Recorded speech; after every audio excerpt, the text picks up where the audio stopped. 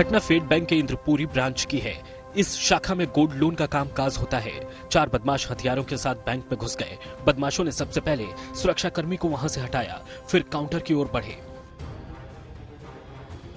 Counter पर पहुंचते ही वो कर्मचारियों को धमकाने लगे कि जो भी रुपया है सब दे दो। इससे पहले कि बैंक कर्मी कुछ समझ पाते, अंदर अफरा तफरी मच गई।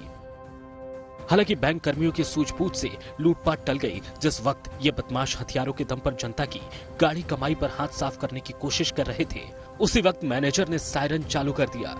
सायरन की आवाज सुनते ही बदमाशों में अफरा तफरी मच गई और वो वहां से भाग गए।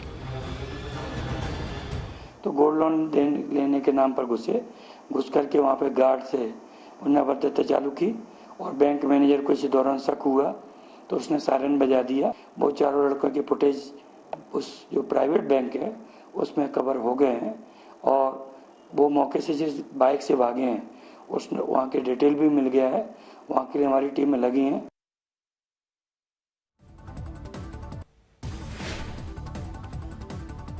पश्चिम बंगाल में हुई हिंसा और उपद्रव के बाद से अब कानूनी कार्रवाई तेज हो गई है। हावड़ा कांड में आरोपियों को कोर्ट में पेश किया गया, जिसके बाद से न्यायालय ने उन्हें सीआईडी के हवाले कर दिया।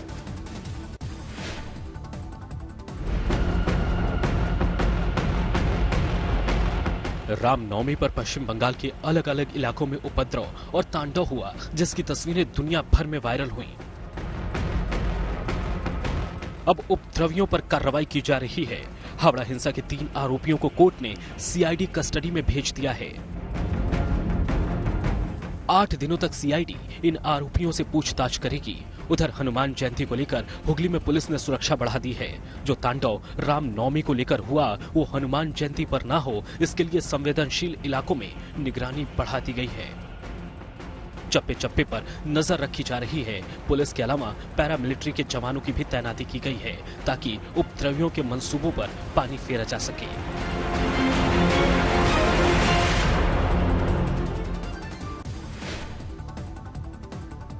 पश्चिम बंगाल में हिंसा पर बीजेपी ने हुगली में जमकर हंगामा किया। बीजेपी सांसद लॉकेट चैटर्जी की अगुवाई में कार्यकर्ताओं ने पुलिस कमिश्नर ऑफिस के सामने विरोध किया, जिसके बाद पुलिस और प्रदर्शनकारियों में झड़प भी हो गई।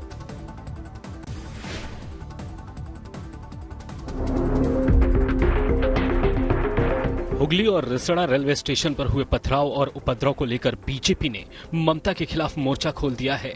सैकड़ों की संख्या में बीजेपी कार्यकर्ताओं ने हुगली कमिश्नर ऑफिस के बाहर नारेबाजी की। इस दौरान पुलिस और प्रदर्शनकारियों में झड़प भी हुई। बीजेपी सांसद ने आरोप लगाया कि ममता बनर्जी पत्थरबाजों को शरण दे रही हैं। उन्होंने बंगाल की तुलना कश्मीर की व्यवस्था से कर दी। लॉकेट चैटर्जी ने ममता पर आरोप लगाया कि वोट बैंक के लिए वो दंगाइयों का समर्थन कर रही हैं। इस तरह का आरोप ममता बनर्जी भी बीजेपी पर लगा चुकी हैं। ममता ने बीजेपी को ही दंगा के लिए जिम्मेदार ठहराया और कहा कि बीजेपी ने गुंडों को बुलाकर दंगे करवाए।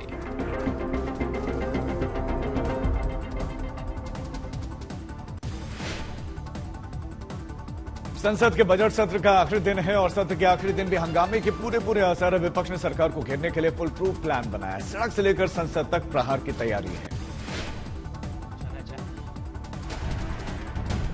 मोदी सरकार के दूसरे कार्यकाल का आखिरी बजट सत्र आज पूरा हो जाएगा। संसद का यह सत्र हंगामा और काम ना करने के लिए जाना जाएगा।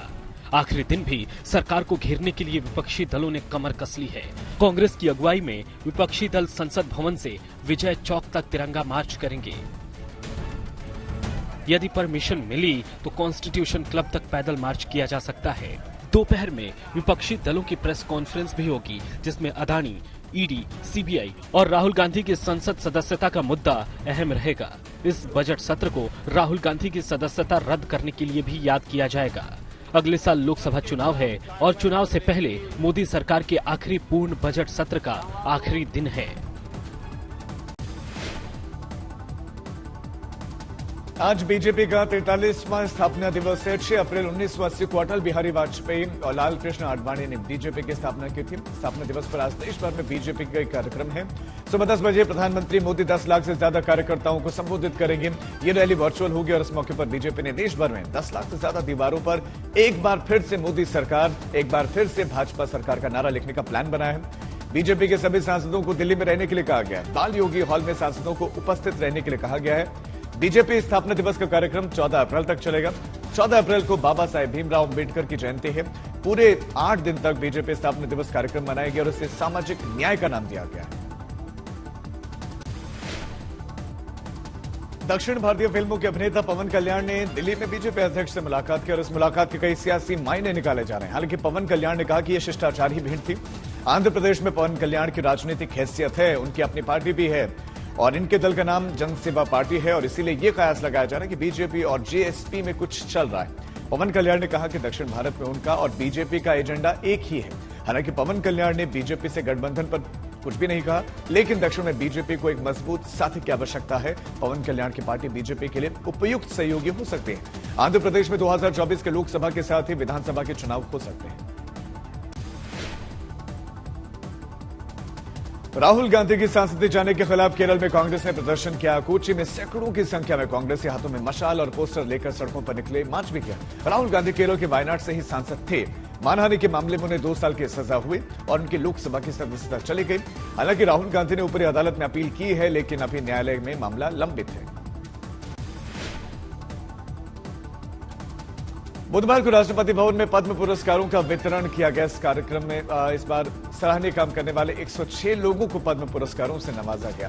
मुलायम सिंह यादव और दिलीप महालाबानिस को मरणोपरांत पद्म भूषण से सम्मानित किया गया।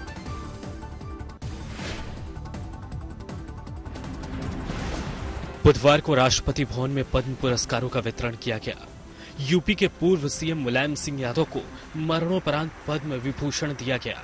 अखिलेश यादव ने मुलायम सिंह का पुरस्कार लिया।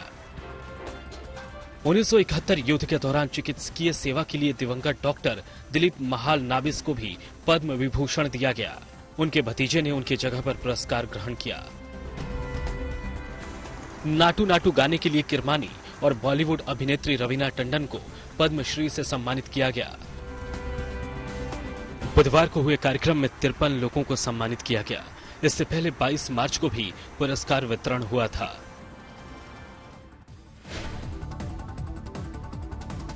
यूपी के पीलीभीत में गेहूं के खेत में अचानक आग लगी। आग की वजह से लगभग 20 एकड़ फसल जलकर खाक हो गई और खेत के पास में रखे ट्रांसफार्मर की चिंगारी से आग लगी थी।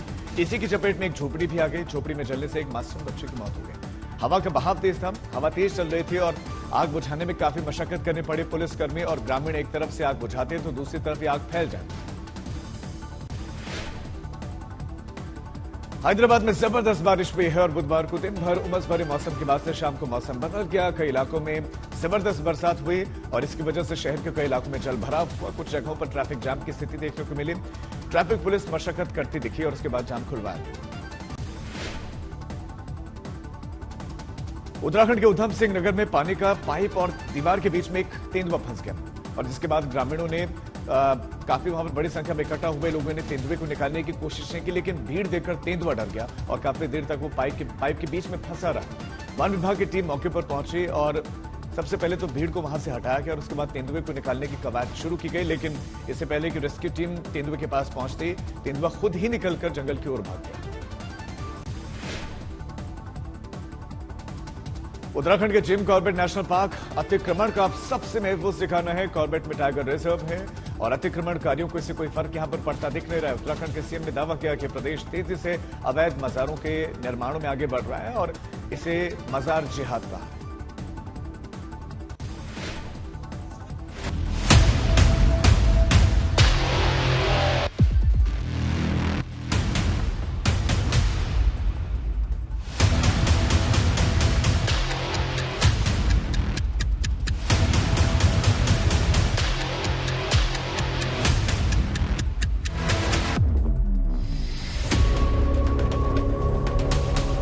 जिस जिम कॉर्बेट नेशनल पार्क में आप जंगली जानवरों को देखने के लिए जाते हैं, अब वहां जानवर कम और मज़ारें ज्यादा दिखती हैं।